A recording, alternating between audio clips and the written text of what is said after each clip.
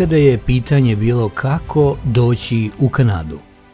Danas sve više ljudi postavlja jedno drugo pitanje. Da li u njoj ostati ili otići?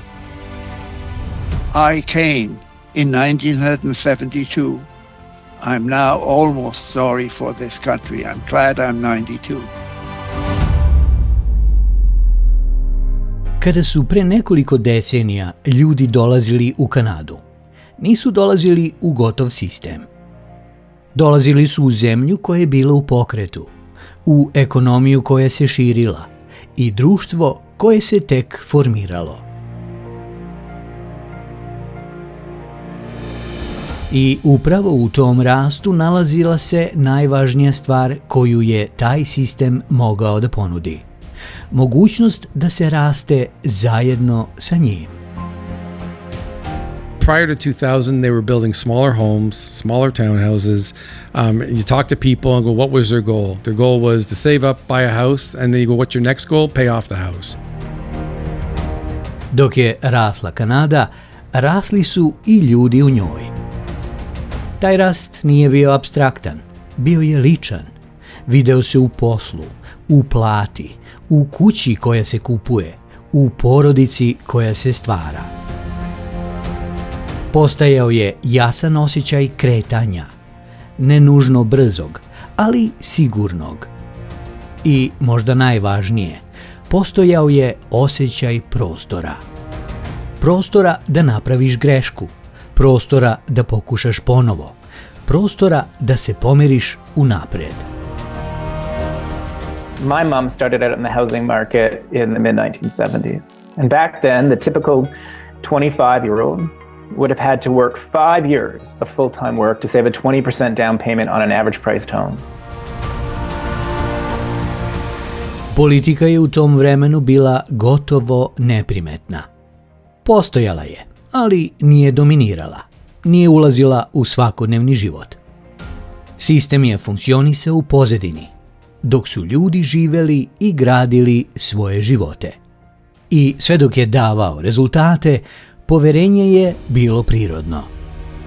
Apparently, I was the longest serving minister in Canada. In fact, I never lost an election. And three-majority government, it was not achieved very often. In fact, I'm the only one who managed to have three-majority government and never lost. Taj sistem i dalje postoji, ali više nije u istoj fazi. Ne širi se, ne otvara se, ne pravi novi prostor. Danas je taj sistem ogoljen i po prvi put se jasno vidi gde može da raste, a gde za to više nema mesta. A to mesto se sve više i sve brže sužava. Ljudi to osjećaju, čak i kada ne mogu ili ne žele da precizno objasne. I don't understand how I make $34 an hour and I can't function, I can't pay my bills. Full-time job. Not doing it. Got a second job. It's barely doing it. The third job. Hit or miss. If I even get paid on time. Dok je sistem rastao, granice su se pomerale. Danas su one vidljive i više se ne pomeraju lako. I upravo tu nastaje promjena koju je najteže prihvatiti. Ne zato što je nagla, već zato što je konačna. U takvom okruženju menja se i uloga politike. Has this ever happened before in Canadian history, where a government has secured a majority in large part because it got enough opposition MPs to defect? I don't think we've ever seen a majority government that's come together in quite this way. We've never seen anything like this in Canadian parliamentary history. Ona više nije tiha. Postala je glasna, prisutan deo svakodnevnog života, ne kao stabilan okvir, već kao stalna tema. Više se govori nego što se radi, više se obećava nego što se ispunjava. Carney came to office saying that he would reduce the federal deficit. He increased it. He said he would reduce the size of the civil service. He hasn't. He would grow the economy. Not a chance. We're going to build big projects. But because he's standing up to the orange man in Washington, D.C., oh, he's so dreamy. He's so popular. Demokratija je formalno ista. Jedni imaju pravo da kažu šta misle, a drugi da to mišljenje ignorišu. I to menja odnos ljudi prema sistemu. Ne kroz pobunu, već kroz distancu. Tiho povlačenje poverenja, koje se ne vidi odmah, ali se osjeća u svakoj odluci. And to be clear, we won't transform our economy easily or in a few months. It will take some sacrifices, and it will take some time. Mr. Speaker, the youth of this country have sacrificed enough. They can't afford homes, they can't get jobs, and now they have a generational lifetime of debt to shoulder. Ekonomija, koja je nekada bila najjači dokaz da sistem funkcioniše, danas šalje drugačiji signal. Ne kroz kolaps, već kroz odnos. Rad postoji, ali napredak izostaje. Ljudi rade isto, često i više, ali dobijaju manje u odnosu na ono što se od života očekuje. Majority of Canadians, I think, are just living to get by. They're working just to get by. They're in survival mode, and it's not looking any better. Unfortunately, I don't know what is going on in Canada, but it's sickening. Currently working my second job right now. My full-time job is above minimum wage. I have a roommate. I don't drink, I don't smoke, I don't do drugs, I don't gamble. I'm struggling and I don't know how to get out of it. I feel like I'm drowning. I prvi put se pojavljuje osjećaj koji ranije nije bio prisutan u toj meri. Da trud više nije garancija pomeranja unapred, već način da se makar ostane na istom mestu. I kao da to nije dovoljno. Primanja možda omogućavaju opstanak, ali ne i razvoj. Pre 20 godina kupovina nekretnine bila je deo životnog toka. Danas sve više liči na ideju koja se polako napušta. How long would it take a person with a full-time job? How long would it take them to save up the minimum down payment on a home in Toronto? Well, if we look at just the GTA, particularly Toronto, the reality is they never could.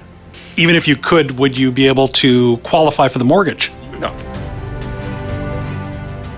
Ono što je nekada bio sledeći korak, postaje pitanje bez odgovora. A kada osnovni koraci u životu postanu neizvesni, menja se i sve ostalo. Budućnost, porodica, deca. Jer odluka da imaš dete nikada nije samo pitanje želje. To je pitanje poverenja. Poverenja da postoji okvir u kojem taj život može da raste. Kada to poverenje oslabi, život se ne prekida, ali se odlaže. I zato nije iznenađenje što društva poput Kanade danas imaju sve manji prirodni rast. Ne zato što ljudi ne žele porodicu, već zato što ne vide prostor za nju.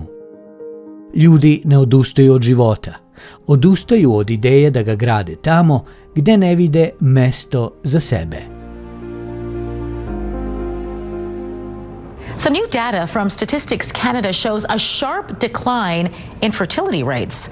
Back in 2023, Canada joined, quote, ultra-low fertility countries like Japan, South Korea, and Switzerland.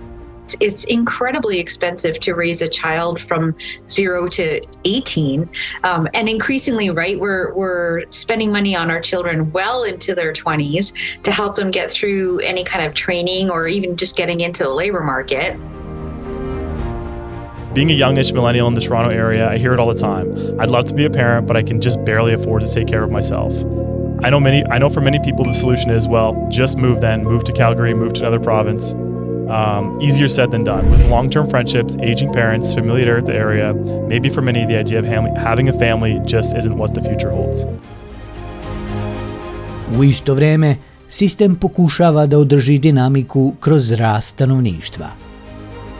Imigracija ostaje ključni mehanizam. Ali više nije ista kao nekada. Nekada je bila deo širenja i uklapanja, a danas je način prostog održavanja. Jer sistem koji se ne širi, već se održava, počinje da funkcioniše drugačije. Zatvorenije, napetije, sa manje prostora za sve. Do you believe that the Liberal government considered the impact on things like healthcare, housing, and jobs prior to letting in the large number of immigrants that they have allowed in over the past decade? I wouldn't know, but it turns out whatever they did, it was very bad for Canada. Are Canadians being replaced in our own country?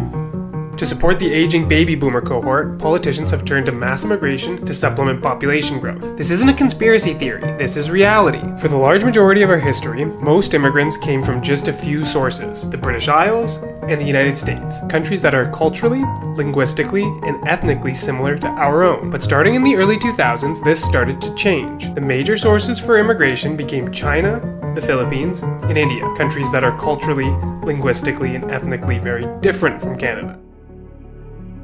Kanada i dalje privlači ljude, ali ih sve teže zadržava, jer dolaze u sistem koji je preopterećen i u kojem je prostor za lični rast sve manji. There used to be a time and an age in this country where working hard and making a good wage would get you ahead and would get you a house, and you'd be able to go on all these trips on the weekends with the kids, but now it just seems that we're working harder than ever, and we're just basically keeping our head above water. I've applied for over 300 jobs. Not a single callback, nothing. What I decided to do yesterday, make a fake resume, change my last name to Singh, but all in the same line, same everything. And I've gotten 3 emails in 24 hours. Figure that out. Mnogi se bore, ali sve više njih posustaje. Ne zato što ne žele, već zato što vide da se jaz između uloženog rada i kvaliteta života stalno povećava. Zato danas ne odlaze samo oni koji nisu uspeli. Odlaze i oni koji mogu, oni koji osjećaju i oni koji vide. Jer po prvi put jasno prepoznaju strukturu sistema i njegove granice. Granice koje se ne šire, već se sužavaju. Za njih i za one koji dolaze posle njih. The new Canadian dream is making enough money to leave. As I sat with this comment, I thought, yeah, there has been a cultural shift lately. The old dream was a front lawn, the new one is a departure lounge. The loud ones are still here and they'll still be here. The quiet ones are booking consultations, moving money, reading tax treaties on the weekends. For the first time in 151 years, since 1874, this province has actually lost population. BC, they shed more than 41,000 people in 2025. Now, that's roughly the entire population of Mission just gone. I to nije priča samo o Kanadi. Isto se dešava u Americi, u Australiji, u Nemačkoj, u svim društvima koja su prošla kroz fazu brzog rasta i sada ulaze u fazu stabilizacije. What we are seeing in the US, though, is for the first time, net migration, i.e. how many people come in versus how many people go out, may be negative. Families are moving abroad. Mid-career professionals are leaving. Students and retirees are leaving. Kind of the entire spectrum is leaving. Oni koji su dolazili ranije, ušli su u sistem koji se širio. Njihova deca odrastaju u sistemu koji je već definisan. Ne nužno lošiji, ali drugačiji. Sa manje nepoznatog, sa manje fleksibilnosti, sa manje prostora za pomeranje. I zato ne reaguju isto. Ne zato što su slabiji, već zato što vide realnost kakva ona jeste, bez sloja rasta koji je nekada sakrivao ograničenja. The world is changing. Your own country is probably not livable for the rest of your life. Why would you expect the place where you're going to be livable for the rest of your life? If a country is losing both its talent and its retirees, the smart move isn't to panic, it's to have more optionality. Jer kada se sistem ogoli, vidi se istina. Vidi se gde može da se ide napred i gde ne može. I tada odluke postaju jednostavnije. Ne lakše, ali jednostavnije. Zato se danas ne dešava pobuna. Dešava se izbor. Ljudi gledaju, upoređuju i biraju. Ne savršeno mesto, već mesto gde vide prostor. Jer svet se promenio, informacije su dostupne, iskustva su vidljiva i po prvi put izbor je stvaran. Kanada više nije konačna destinacija, kao ni mnoge druge zemlje koje su to nekada bile. Postaje jedna od opcija. I zato pitanje više nije gde je bolje, već gde još postoji prostor za rast, gde postoji mesto za slobodu duha i gde život ne mora da se smanjuje da bi mogao da opstane. Jer na kraju, ovo nikada nije bila priča samo o Kanadi. Ovo je priča o tome gde čovek vidi svoj život. Ne gde je najbolje, već gde može da bude svoj na svome.